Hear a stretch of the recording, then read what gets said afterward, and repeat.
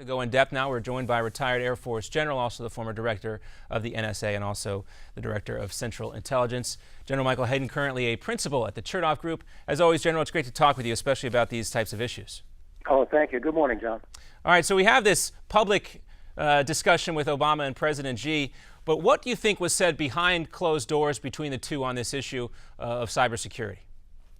Well, I don't think much was said about the issue of cybersecurity. You know, this was all teed up about 18 months ago at their last meeting out in California. And a few days before the president was going to confront Xi with the evidence of what the Chinese were doing, Edward Snowden then alleges the United States is conducting cyber operations against the Chinese, and all the air went out of the balloon. And so that really set us back. I don't know that they talked about this very much. I know Xi would not want to talk about it. You know, I'm not an expert on Chinese culture, but I have read that they don't like surprises. So are you saying, General, that all of the discussion that was had publicly before the cameras was pre-negotiated back months ago?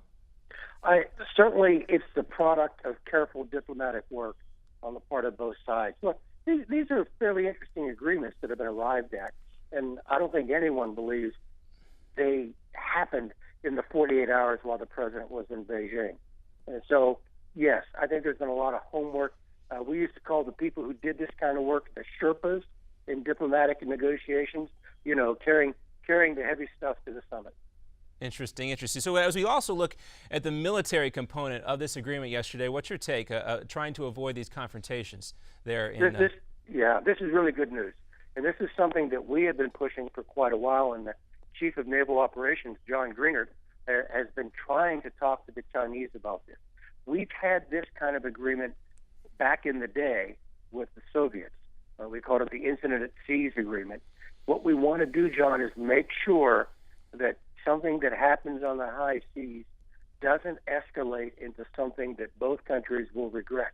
Remember, John, first crisis of the Bush administration wasn't 9/11. It was a Chinese jet ramming an American reconnaissance aircraft off of Hainan. We capped that incident. It didn't go to a higher level. It was bad enough.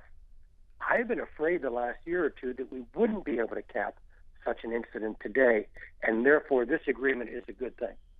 And it seems to be the case there, but still, as we look at this, you know, we hear a lot of reports that this attack on the post office, the cyber attack, was headed up by the Chinese. What is your take on that aspect of this?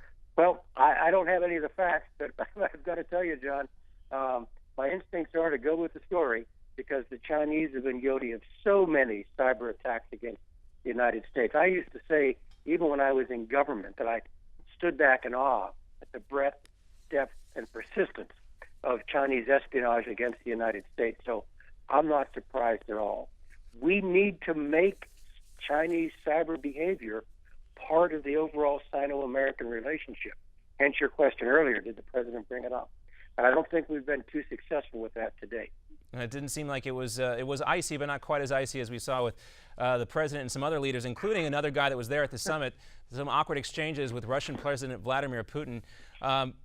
You know, we hear from the likes of former Soviet leader Mikhail Gorbachev that he's warning the world is on the brink of another Cold War.